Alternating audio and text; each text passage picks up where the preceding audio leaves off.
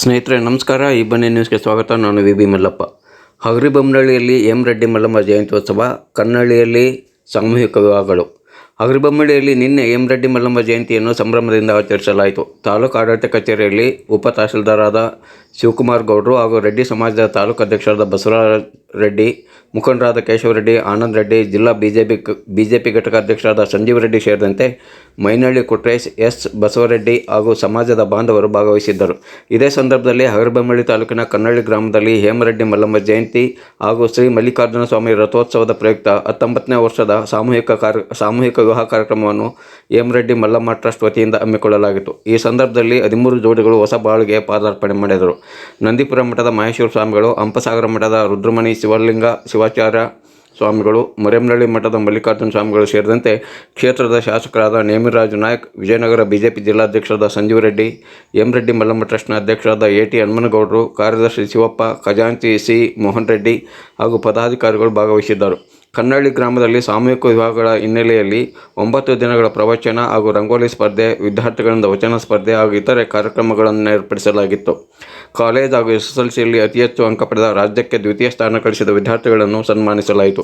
ನೆಲಕುದ್ರೆ ಗ್ರಾಮ ಪಂಚಾಯತಿ ಅಧ್ಯಕ್ಷರಾದ ಕೊಟ್ನಾಳ್ ಸುರೇಶ್, ಸದಸ್ಯರಾದ ಮಲ್ಲಿಕಾರ್ಜುನ ರೆಡ್ಡಿ, ಹುಲಿಗೆಮ್ಮ, ಹುಚ್ಚಪ್ಪ, ಬಸಮ್ಮ, ಹನುಮಂತಪ್ಪ ಇದ್ದರು. ಈ ಸಂದರ್ಭದಲ್ಲಿ ಶ್ರೀ ಮಲ್ಲಿಕಾರ್ಜುನ ರಥೋತ್ಸವದ ಪಟವನ್ನು ಹರಾಜು ಮಾಡಲಾಯಿತು. ಕಂಚಿಕೆರೆ ಗ್ರಾಮದ ತಂದೆ ಚಂದ್ರಪ್ಪ ಎಂಬುವರು 90,101 ರೂಪಾಯಿಗಳಿಗೆ ಪಟಾಕ್ಷಿ ಖರೀದಿಸಿದರು. ಅಳಗುಂಡಿ ಮಲ್ಲಿಕಾರ್ಜುನ್ ಶಿವಶರಣೆ ಎಂ ರೆಡ್ಡಿ ಮಲ್ಲಮ್ಮನ ಪಟಾಕ್ಷಿಯನ್ನು 50,101 ರೂಪಾಯಿಗಳಿಗೆ ಖರೀದಿಸಿಕೊಂಡರು. ವರದಿ ಪೂಜಾರ್ ಸಿದ್ದಪ್ಪ, ಹಗರಿಬೊಮ್ಮನಹಳ್ಳಿ. ನಾವು ಮನುಷ್ಯ ಭೂಮಿಗೆ ಬಂದ ಮೇಲೆ ಏನಾರ ಒಂದು ಸಮಾಜಕ್ಕೆ ಕೊಡುಗೆ ಕೊಡಬೇಕು.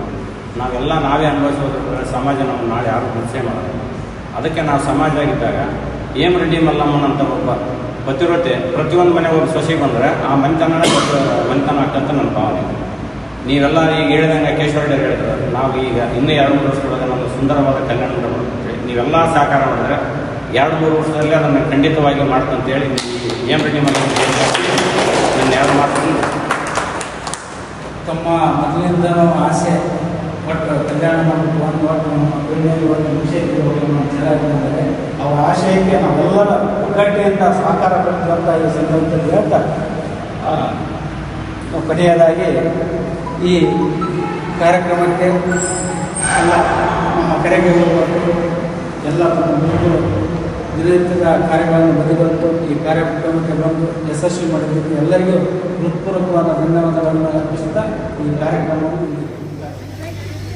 ಎಲ್ಲರೂ ಎದ್ದೋಗ್ಬಿಟ್ಟಾರ. 10 ಜನ ಮೇಲೆ ಎದ್ದೋಗ್ಯಾರ. ಮಾತಾಡು ಅಂತಾರ.